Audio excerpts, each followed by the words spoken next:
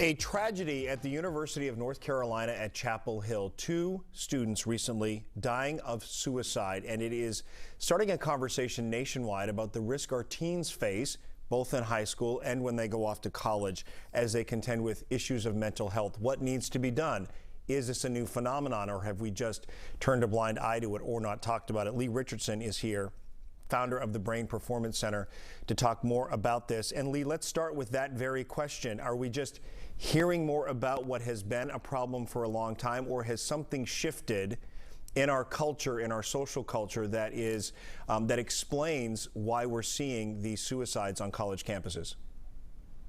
Well, suicide is up. Since 2000, it's up 30%. So it is happening more.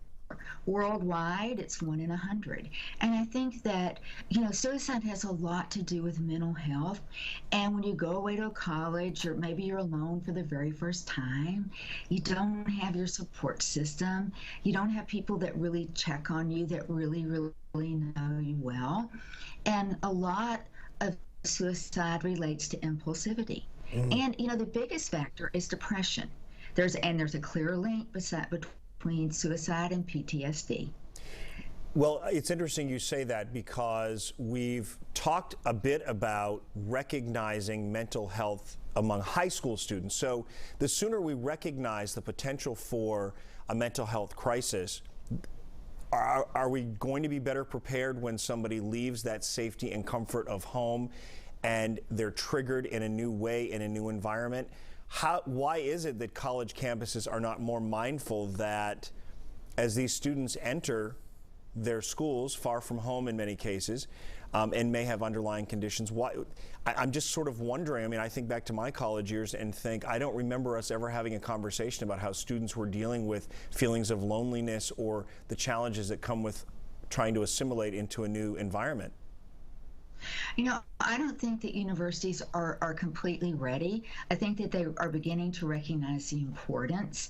And the most important thing for anyone that is experiencing they're down, they're out, is to have someone to talk to. And it's just someone to tell them, you're going to be okay. It's okay to not be okay. There's options. There are things that, ways to get help, because suicide is a cry out for help. And a lot of the time, they need help. They just don't know how to get it.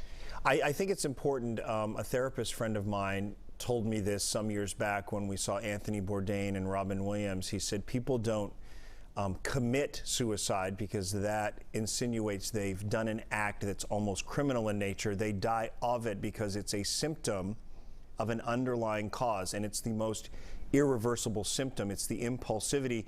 And in many cases, when somebody dies of suicide, that act, they believe, is a gift they're giving to others. They don't believe their presence here is anything more than an encumbrance to others. Is that sort of how we can frame this conversation?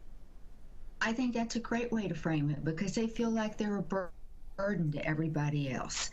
And I've been touched by suicide personally and professionally, and was completely blown away by it. You can't see it coming. It just comes, and I think it happens so quick, because in that moment the person feels so helpless and feels like, life would be easier for everybody if I just wasn't here. Yeah. Well, let's hope that this conversation will continue and real action will happen. The University of North Carolina at Chapel Hill is canceling classes tomorrow in order to focus solely on the root cause of suicide among college-age students in light of these two deaths on their campus. There are other deaths unreported on other campuses around the country, and we hope that they find a solution to this. And with awareness comes a solution, I hope. Lee, and I know that's the business you're in, is making people aware, so we appreciate you being here. And the brainperformancecenter.com, you can go there for information as well. And on Facebook, they also tackle the issues of depression, mental health, and suicide.